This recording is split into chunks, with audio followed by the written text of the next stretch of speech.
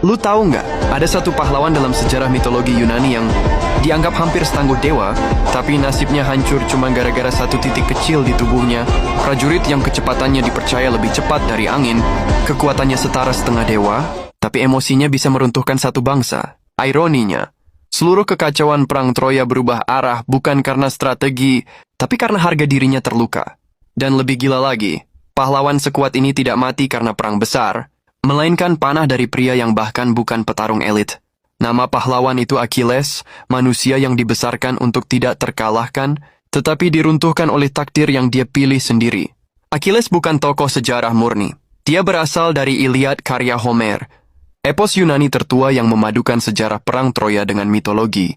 Tapi pengaruhnya terhadap budaya perang Yunani sangat nyata. Prajurit, raja, sampai filsuf memakai Achilles sebagai simbol keberanian, arogansi, dan kehormatan yang bisa menghancurkan dirinya sendiri.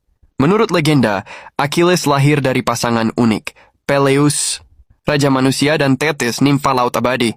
Thetis ingin putranya kebal terhadap segalanya. Ia mencelupkan bayi Achilles ke sungai Styx, air yang dipercaya memberi kekuatan abadi. Masalahnya, Thetis memegang Achilles di tumit, titik kecil yang tidak terkena air suci. Dari sinilah istilah Achilles heel, kelemahan fatal, muncul dan bertahan ribuan tahun. Sejak kecil, Achilles dibesarkan seperti senjata hidup. Ia dilatih oleh Chiron, kentaur paling bijak, yang mengajarinya seni perang, pengobatan, strategi, dan musik. Chironlah yang membentuk Achilles menjadi prajurit paling cepat, paling kuat, dan paling berbakat dari generasinya. Bahkan di antara para pahlawan Yunani, Ajax, Odysseus, Diomedes, Achilles masih berada di level berbeda. Masalah muncul saat ramalan datang. Achilles ditakdirkan punya dua pilihan hidup. 1. Hidup panjang tapi tanpa kemasyhuran. 2. Mati muda tetapi namanya akan abadi. Untuk seorang pahlawan Yunani, pilihan kedua adalah jalan kehormatan tertinggi. Dan Achilles memilih keabadian nama, bukan umur panjang. Di perang Troya, Achilles menjadi kartu as Yunani.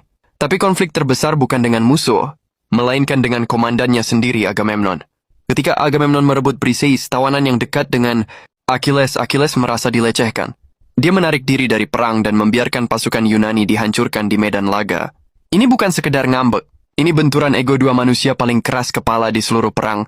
Patroclus, sahabat terdekat Achilles, meminjam armor Achilles dan turun ke medan perang untuk memulihkan moral bangsa Yunani. Hektor, pahlawan terbesar Troya, membunuh Patroclus karena menyangka ia adalah Achilles. Kesalahan identitas ini menjadi pemantik tragedi terbesar dalam epik Yunani. Kematian Patroclus memicu versi Achilles yang paling berbahaya. Manusia yang tidak lagi peduli soal kehormatan atau aturan perang. Ia kembali ke medan laga dengan niat tunggal balas dendam. Di puncak